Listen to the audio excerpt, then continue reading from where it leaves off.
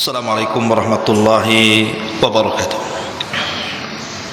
Kita akan membahas 5 ayat dalam Al-Quran yang lebih baik dibandingkan dunia dan isinya. 5 ayat dalam Al-Quran lebih baik dibandingkan dunia dan isinya. Apa saja 5 ayat itu? Ini yang kita akan bahas di pagi menjelang siang ini. Ma'asyiral muslimat yang dimuliakan Allah Subhanahu wa taala. Pembahasan ini diambil dari sebuah riwayat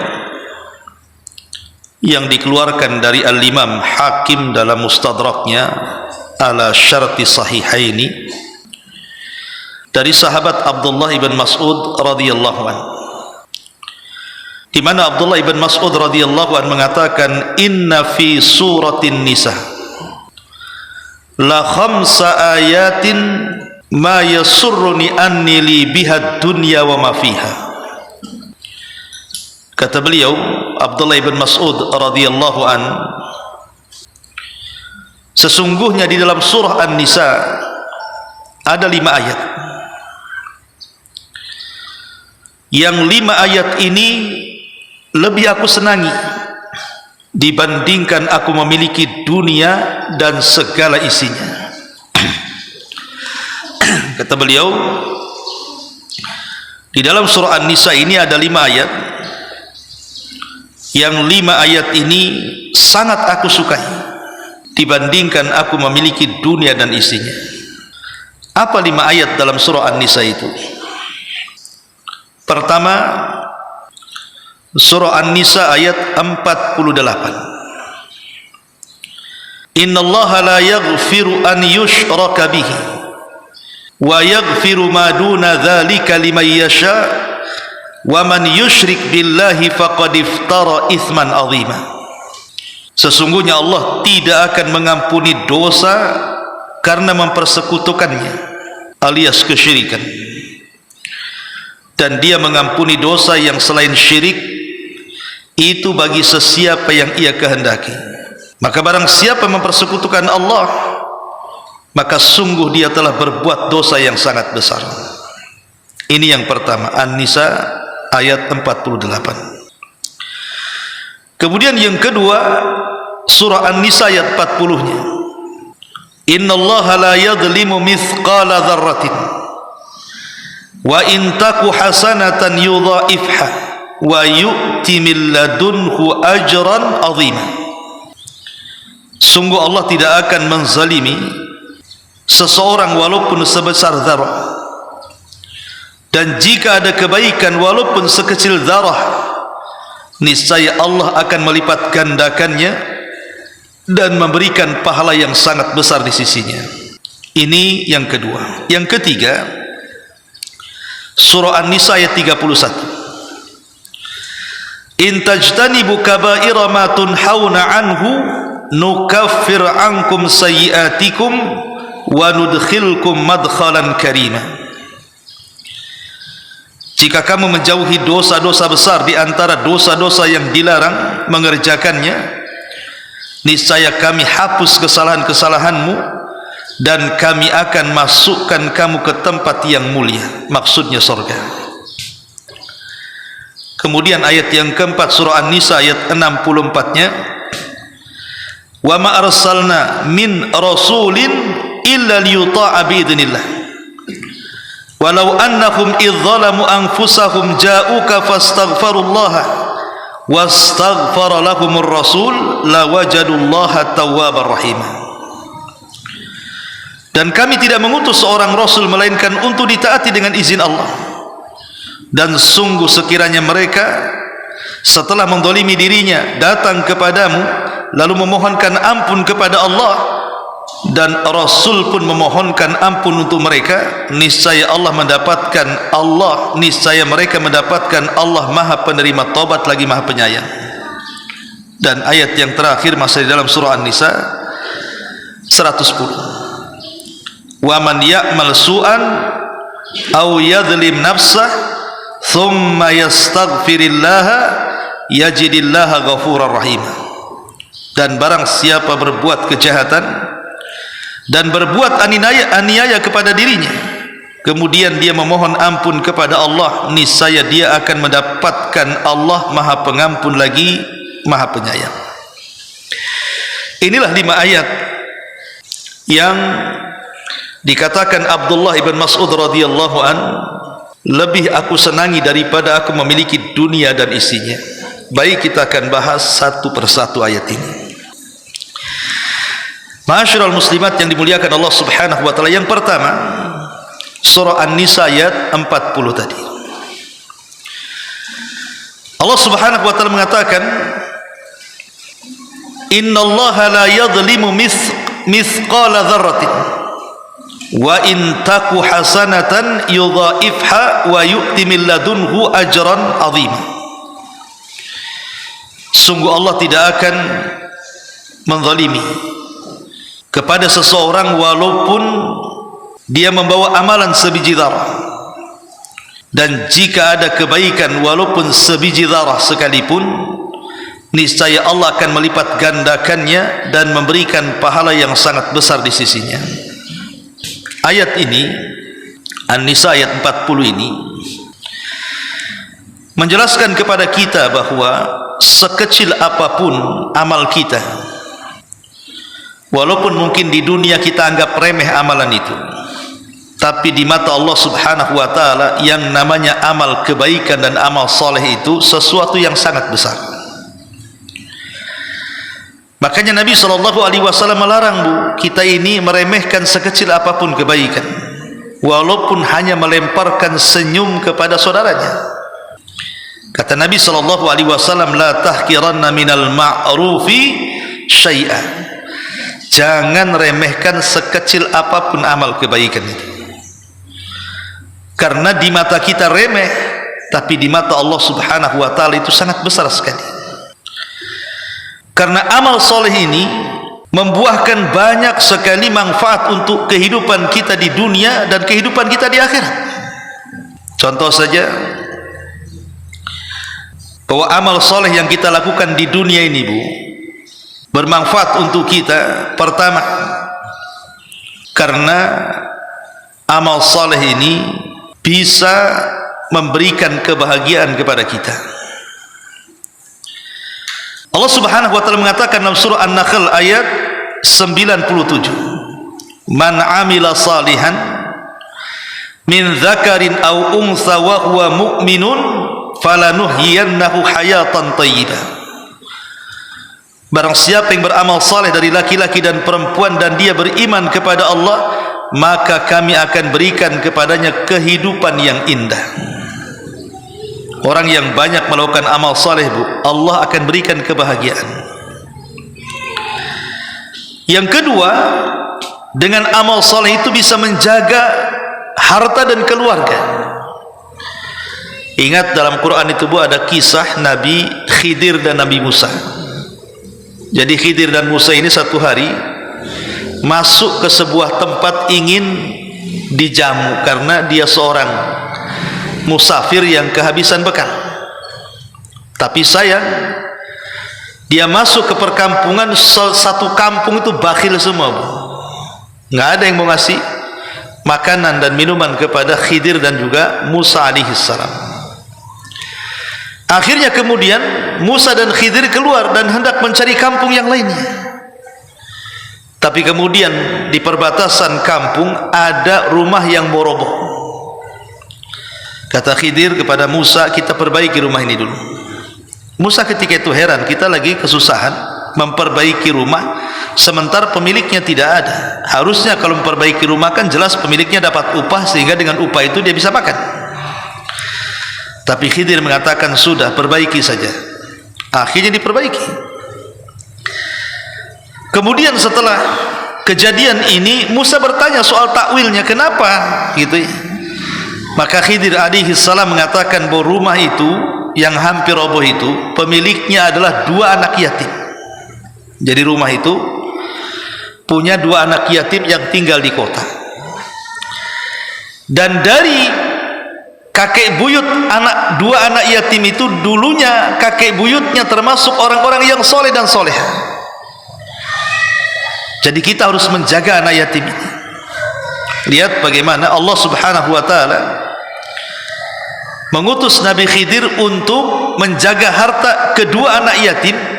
Kenapa? Karena di bawah rumah yang hendak roboh itu ada harta yang sangat berharga. Kalau rumah itu sampai roboh, ketahuan orang yang bakhil itu tentu akan diambilnya. Pendalilannya adalah ketika Allah mengirim Nabi Khidir dan Musa memperbaiki rumah, dan rumah itu pemiliknya dua anak yatim. Alasannya karena kakek buyutnya atau orang tuanya dulunya orang soleh dan soleha. Dari sini menunjukkan bahwa amal soleh itu bisa menjaga harta dan keluarga. Jadi kalau seandainya ibu baik sekarang ini, ibu taat, dan Allah takdirkan kita meninggal, maka jangan khawatir dengan harta yang kita tinggalkan, jangan khawatir keluarga yang kita tinggalkan. Allah akan jaga. Itu maksudnya. Itulah buah amal soleh. Kemudian juga yang ketiga, amal soleh ini bisa menghilangkan setiap kegundahan, kebingungan, stres. Karena bagaimanapun,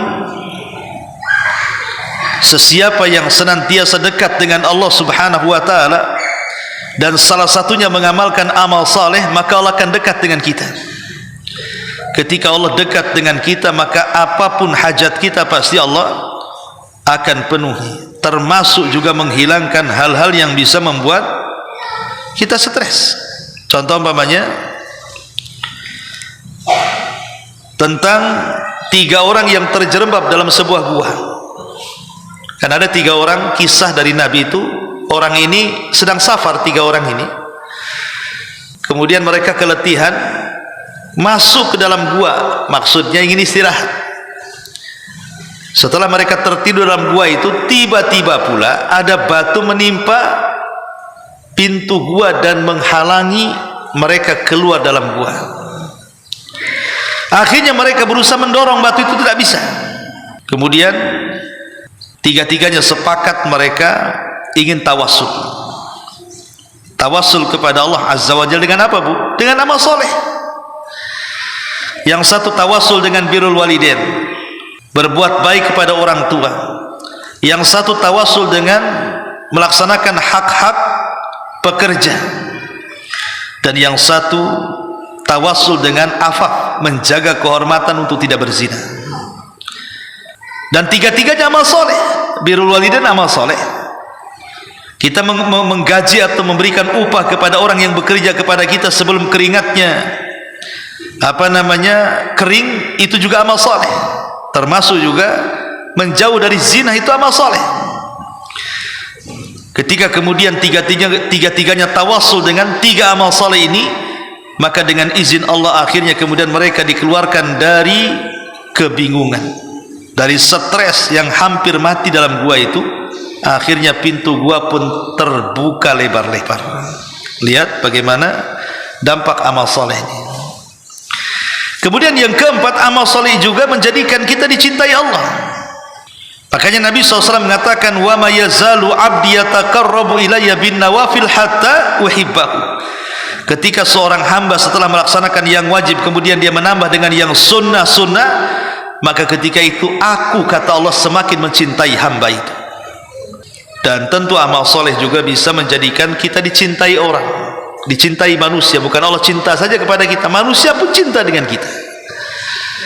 Ibu kalau suka nolong orang, cara bicaranya juga santun, kemudian juga tidak pernah menyakiti orang, pasti orang suka, Bu. Itulah amal soleh. Ini baru di dunia ya. Kalau di akhirat sudah jelas.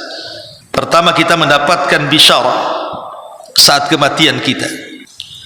Karena Allah Subhanahu wa taala mengatakan, innal ladzina qalu rabbuna Allah tsumma istaqamu tatanazzalu alaihimul malaikatu alla takhafu wa la tahzanu wa abshiru bil jannati allati kuntum tu'adun. Orang-orang yang mengatakan Rabb kami Allah, kemudian mereka istiqamah, maka saat kematiannya turun malaikat dan mengatakan, jangan takut, jangan sedih, berbahagialah karena surga sudah menanti kamu. Lihat bagaimana amal soleh itu berdampak setelah kematian kita. Saat matinya saja kita dapat kabar gembira. Belum lagi kita aman dari azab kubur.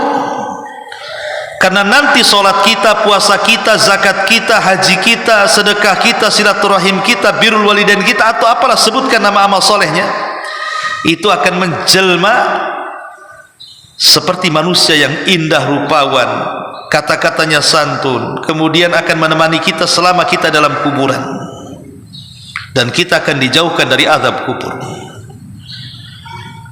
Belum lagi kelak di padang mahsyar, amal soleh itulah yang akan menyelamatkan kita di saat manusia sedang ketakutan.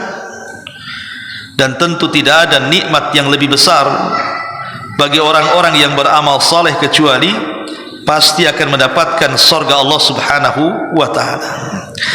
Maka ayat yang pertama ini memberikan faedah kepada kita, jangan remehkan sekecil apapun amal soleh. Karena di mata Allah Subhanahu wa ta'ala amal soleh itu besar, dan Allah Subhanahu wa ta'ala tidak akan pernah menzalimi hambanya. Sekecil apapun amalan kita, walaupun sebiji zarah, zarah itu artinya semut, walaupun amal itu sebiji semut gitu ya, tetap Allah Subhanahu wa ta'ala akan membalasnya. Bahkan terkadang satu amalan itu bisa dibalas dengan 10 kali lipat, atau sampai kepada 700 kali lipat, atau mungkin boleh jadi lebih daripada itu yang tidak ada yang tahu kecuali Allah lipatannya. Contoh umpamanya, orang yang membaca satu huruf dalam Quran, berapa lipatannya? 10 kali lipat. Kata Rasul, man qara'a harfan min kitabillah falahul hasanatu wal hasanatu bi asyri amsalihah. Siapa yang membaca satu huruf saja dalam Al-Quran, maka dia akan dilipat gandakan kebaikannya 10 kali lipat. Bayangkan, satu huruf artinya satu kebaikan, pahalanya 10 kali lipat. Bahkan sampai 700 kali lipat, seperti umpamanya ketika Allah bicara soal sedekah, di mana Allah Subhanahu wa ta'ala melipat gandakan orang yang bersedekah itu menjadi 700 kali lipat. Bahkan terkadang ada amalan itu yang tidak tahu kelipatannya berapa pahalanya, seperti puasa. Nabi mengatakan, as-saumu li wa ana azzibihi. Puasa itu untukku dan aku yang akan membalasnya, tanpa menyebutkan lipatannya. Jadi jangan pernah remehkan sekecil apapun amal soleh. Ingat satu kisah yang pernah saya ceritakan kepada ibu-ibu, kisah seorang wanita namanya Zubaidah. Zubaidah ini istri daripada seorang khalifah Islam, Harun ar-Rasyid. Ketika Zubaidah dan juga suaminya melaksanakan haji, dilihatnya banyak jemaah haji itu yang tumbang gara-gara kehausan. Bahkan sebagian mereka ada yang meninggal dunia. Sehingga Zubaidah, istri solehah ini, ngomong sama suaminya Harun ar-Rasyid, berkeinginan untuk menginfakkan seluruh kekayaannya untuk membuat mata-mata air, di mana mata-mata air ini akan dibuat terbentang dari Mina sampai ke Arafah, bahkan sampai ke Mekah, supaya orang-orang yang haji itu mereka tidak kehausan. Subhanallah. Maka Zubaidah pun mengeluarkan uang dari uang dia sendiri, mungkin kalau sekarang mungkin ya miliaran atau triliunan kan gitu, untuk membuat mata-mata air dalam rangka supaya jemaah haji bisa minum. Bayangkan, orang yang ngasih minum anjing saja, Bu, dalam hadis Bani Israel itu kan, seorang pelacur ngasih minum anjing langsung surga karena keikhlasannya. Ini yang dikasih minum bukan anjing, yang dikasih minum jemaah haji, dan jumlah jemaah haji tidak ada yang tahu jumlahnya kan saking banyaknya. La Zubaidah ini membuat mata-mata air itu untuk diminum jemaah haji yang tidak ada yang tahu jumlahnya, tuh bayangkan. Makanya kenapa kemudian sejarah Zubaidah itu sampai hari ini tidak lekam dimakan sejarah. Ibu kalau haji atau umroh tanya sama orang Arab itu, di mana Ainu Zubaidah, bekas mata air yang pernah digali oleh wanita solehah namanya Zubaidah itu, orang Arab tahu semua. Tetapi bukan ini yang saya maksudkan. Jadi sebelum wafatnya Zubaidah ini, Bu, dia bermimpi, dipanggil oleh Allah Subhanahu wa ta'ala, dan dia pun menghadap Allah Azza wa Jalla. Kemudian Allah Subhanahu wa ta'ala setelah memanggil Zubaidah, kemudian Zubaidah pun pergi, kemudian ditanya oleh para malaikat, ma fa'alallahu laki ya Zubaidah, apa yang Allah lakukan kepadamu wahai Zubaidah? Maka Zubaidah mengatakan, ghafarali Rabbi, Allah sudah mengampuni dosa-dosaku. Ghafarali Rabbi, Allah sudah mengampuni dosa-dosaku, kata Zubaidah. Maka malaikat ini mengatakan, ai abi ainin amilti haya Zubaidah, apakah gara-gara engkau membuat mata-mata air atau sumur-sumur sehingga jemaah haji bisa minum dari air yang kau gali wahai Zubaidah, dengan itu Allah ampuni dosa-dosamu? Kata Zubaidah, bukan itu. Subhanallah, kita kira amalan besar itulah terkadang yang menyelamatkan kita, rupanya bukan. Kata Zubaidah, al-ainu wa mal-ain, katanya. Apalah mata air itu, katanya. Apalah mata air itu, bukan itu. Kemudian kata Zubaidah, adapun kenapa Allah ampuni dosa-dosaku, katanya. Kenapa Allah ampuni dosa-dosaku, kata Zubaidah, bi raq'ataini khafifataini fi jawfil laili uhafidhu 'alaiha. Apa kata Zubaidah? Allah ampuni dosa-dosaku itu karena aku selalu menjaga solat 2 rakaat yang ringan di tengah malam, dan aku jaga sampai aku mati. Rupanya amalan yang ringan yang menjadikan Zubaidah diampuni dosanya, kan, Bu? Kalau solat kan tidak perlu membiayai dengan biaya besar, kan, Bu? Kalau membuat mata-mata air ini kan miliaran, kan, untuk membuatnya, kan. Tapi rupanya amalan kecil ini pula yang menjadikan Allah ampuni dosanya. Jadi kita tidak ada yang tahu, Bu, amalan yang mana satu yang Allah terima. Yang jelas amal soleh aja lah. Kalau seandainya ibu pulang dari sini ada jarum, ada paku, ada beling di jalan, turun, sisihkan ke pinggir jalan. Kalau pemanya lewat dengan saudaranya, kita ucapkan assalamualaikum, kita lontarkan senyum. Kemudian ada orang yang ingin dibantu, dengan tangan kita bantu, dengan waktu kita bantu, dengan nasihat kita bantu. Pokoknya apapun amal soleh, kita tidak tahu yang satu mana yang amal soleh itu yang akan diterima Allah, kan. Dari sinilah maka nasihat yang pertama kata Abdullah bin Mas'ud ini, jangan remehkan sekecil apapun amal soleh. Ini yang pertama. Yang kedua, surah An-Nisa ayat 48, innallaha la yaghfir an yushraka bihi wa yaghfiru ma duna dzalika liman yasha wa man yusyrik billahi faqad iftara itsman adzima.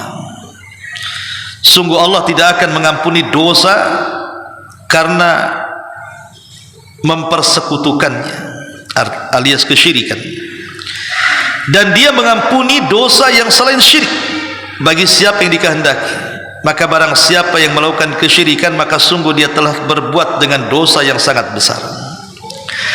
Nasihat yang kedua dari ayat yang kedua surah An-Nisa ayat 40 atau 48 ini, kita dilarang untuk melakukan kesyirikan,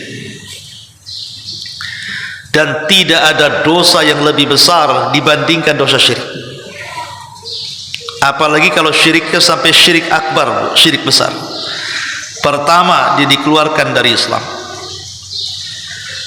dianggap murtad. Yang kedua, dicap kekafiran.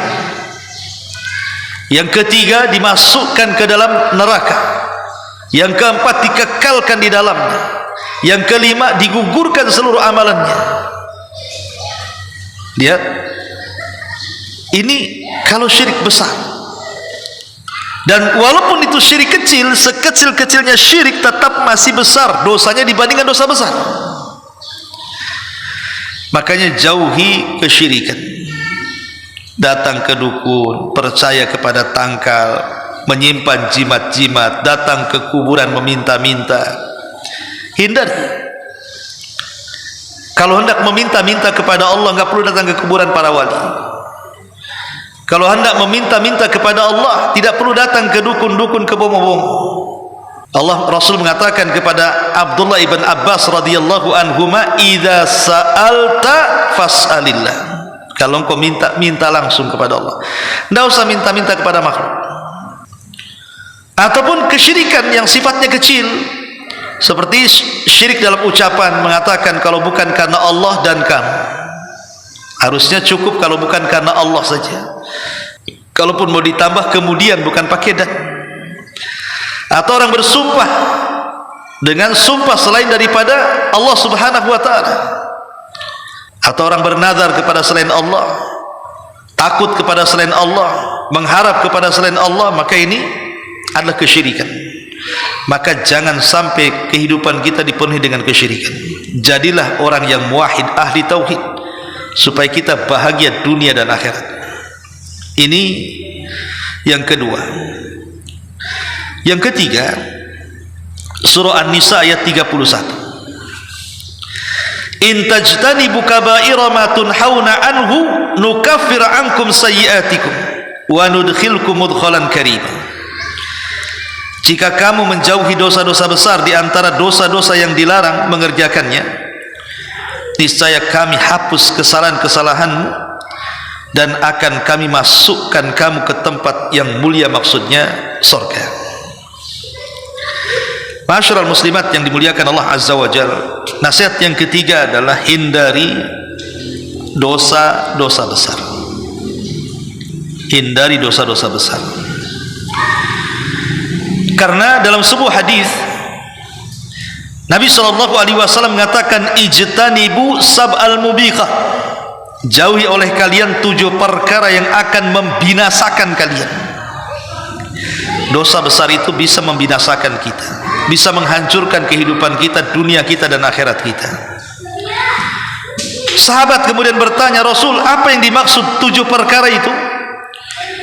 Maka Rasul menyebutkan, pertama syirik, yang kedua sihir, yang ketiga membunuh jiwa yang diharamkan tanpa ada hak yang dibenarkan, yang kelima makan riba, yang keenam makan harta anak yatim, kemudian yang keenam lari dari peperangan, dan yang terakhir menuduh wanita baik-baik sebagai pezina. Kata Rasul, kesyirikan, sihir, membunuh, dosa riba, memakan harta anak yatim, lari dari pertempuran, atau menuduh orang-orang yang baik dikatakan pezina. Jadi hindari dosa-dosa besar ini. Dosa-dosa besar ini banyak, ya. Durhaka kepada orang tua, dosa besar. Kemudian juga menjauhi berdusta atas nama Allah dan Rasulnya juga dosa besar. Menipu itu dosa besar. Ghibah itu dosa besar. Judi dosa besar. Mencuri dosa besar. Ataupun mencaci, memaki, melaknat, itu dosa besar. Atau tasyabuh, ataupun laki-laki menyerupai perempuan atau perempuan menyerupai laki-laki, atau kepala rumah tangga yang tidak punya kecemburuan keluarganya bermaksiat. Itu semua dosa besar, termasuk riya, berkhianat, mengadu domba, kemudian juga nusuznya seorang istri kepada suami, menyakiti tetangganya, ataupun menyembelih kepada selain Allah, berjidal, merasa aman dari makar Allah, meninggalkan sholat. Itu semua dosa-dosa besar. Intinya bahwa dosa besar ini banyak. Dan definisi dosa besar itu, Bu, setiap dosa yang di dunia diancam dengan potong tangan, dengan rajam, dengan cambuk, dengan pokoknya ada ancaman di dunia. Atau kalaupun tidak ada ancaman di dunia, ada ancaman di akhirat. Diancam dengan neraka, diancam dengan azab. Maka itu semua dosa besar. Maka hindarilah dosa besar supaya kita mendapatkan kebahagiaan dunia dan akhirat. Kemudian ayat yang keempat dan yang kelima ini sama, tentang keutamaan istighfar. An-Nisa ayat 64-nya, wa ma arsalna mir rasulin illa liyuta'a biidznillah walau annahum idzalamu anfusahum ja'uka fastaghfirullaha wastaghfara lahumur rasul lawajadullaha tawwabar rahima. Dan kami tidak mengutus seorang rasul melainkan untuk ditaati dengan izin Allah, dan sungguh sekiranya mereka setelah mendolimi dirinya datang kepadamu lalu memohonkan ampun kepada Allah, dan Rasul pun memohonkan ampun kepada mereka, niscaya mereka mendapatkan Allah penerima taubat yang dan juga Maha Penyayang. Kemudian juga An-Nisa 110-nya, wa may ya'mal su'an aw yadhlim nafsa thumma yastaghfirillah yajidillaha ghafurur rahim. Dan barang siapa berbuat kejahatan dan menganiaya dirinya, kemudian dia memohonkan ampun kepada Allah, niscaya dia akan mendapatkan Allah Maha Pengampun lagi Maha Penyayang. Ayat yang keempat, yang kelima ini anjuran agar kita jangan pernah berputus asa. Tidak boleh putus asa dari rahmat Allah Azza wa Jalla. Sebesar apapun dosa kita, anggaplah kita dari kecil sampai tua melakukan dosa, Bu, kemudian kita bertobat kepada Allah Azza wa Jalla, Allah itu pasti mengampuni dosa kita. Ingat di zaman Rasul ada seorang sahabat namanya Usairim. Abu Hurairah radhiyallahu anhu pernah ngomong di hadapan para sahabat, maukah kuhabarkan kepada kalian seorang laki-laki tidak pernah sujud kepada Allah, tidak pernah ruku kepada Allah, tapi dia bisa masuk surga dan Allah letakkan surganya paling tinggi, katanya. Sahabat heran, kok bisa ada orang masuk surga dan surganya tinggi, tidak pernah sujud, tidak pernah ruku pula, macam mana caranya? Kata Abu Hurairah, ada. Kemudian Abu Hurairah menceritakan tentang kisah Usairim. Siapa Usairim ini? Jadi gini, Bu, ketika Mus'ab ibn Umair radhiyallahu anhu itu diutus oleh Rasul untuk berdakwah ke Madinah, maka dua kabilah Khazraj dan Aus kan masuk Islam, Bu, pemimpinnya. Jadi kabilah Aus itu pemimpinnya namanya Sa'd bin Rabi, Sa'd bin Mu'adz. Jadi Sa'd bin Mu'adz ini pemimpin Aus, masuk Islam di tangan Mus'ab bin Umair. Setelah dia masuk Islam, Sa'd ini pulang kepada kabilahnya Aus dan mengancam, kalian kalau tidak ikut aku masuk Islam, jangan satu atap denganku. Masya Allah, gara-gara seruan Sa'd ini kepada kabilahnya, dan dia pemimpin kabilah Aus, satu kabilah masuk Islam. Makanya wajar kalau Sa'd bin Mu'adz ini ketika meninggal, arsy Allah itu bergegar, 70.000 malaikat mengikuti jenazahnya, karena dia mengislamkan satu kabilah Aus. Cuman dari satu kabilah Aus itu satu orang tidak mau masuk Islam, namanya Usairim. Dia tidak mau masuk Islam. Satu kabilah masuk Islam, dia sendiri tak mau masuk Islam, Usairim ini. Tapi entah kenapa ketika perang Uhud, tergerak dia ingin menolong kabilahnya. Dia di barisan kaum muslimin, tapi bukan karena jihad. Dia karena ingin menolong kabilahnya saja. Masa satu kabilah perang, saya termasuk kabilah Aus, saya nggak ikut, katanya. Saya ikut perang itu bukan membela Islam, tapi membela kabilah. Tapi Nabi SAW melarang, tidak bisa Usairim kau ikut perang, katanya. Kata Usairim, kenapa saya tak boleh ikut perang? Saya kan bela kabilah saya, Aus. Kata Rasul, tidak bisa sampai kau masuk Islam. Akhirnya dibujuk-bujuk, masuk pula Islam Usairim. Bersyahadat dia sebelum perang. Akhirnya dia masuk dalam pertempuran, Allah takdirkan dia mati syahid. Coba bayangkan, bersyahadat, setelah itu mati syahid. Maka kata Nabi SAW, lihat Usairim ini, dia tidak pernah sujud dan ruku walaupun satu kali, tapi masuk sorga dengan sorga yang paling tinggi, katanya. Lihat, padahal Usairim ini tidak pernah masuk Islam, artinya kan dosa aja kehidupannya itu. Tapi bagaimanapun amal itu kan ditentukan akhirnya, Bu. Maka jangan pernah seseorang itu putus asa dari rahmat Allah. Jangan, karena banyak orang-orang yang lantaran terpikir dosanya sampai akhirnya malas dia bertobat. Kayaknya nggak layak kalau saya bertobat diampuni. Kata siapa?